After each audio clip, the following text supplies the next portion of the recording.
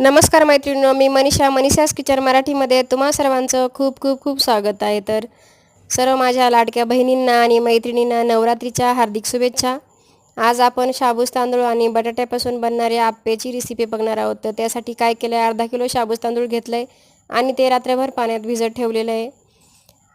आता ते मस्त असं भिजलेलं आहे. तर 5 बटाटे घेतले, ते उकडून घेतले, ते बारीक कुस करून घेतलेले आहेत, म्हणजे किसून घेतलेले आहेत. 5 हिरव्या मिरचीची पेस्ट तयार करून घेतली आहे. शेंगदाणे वाटीभर घेतले, भाजले आणि त्याची व्यवस्थित भरड काढून घेतली.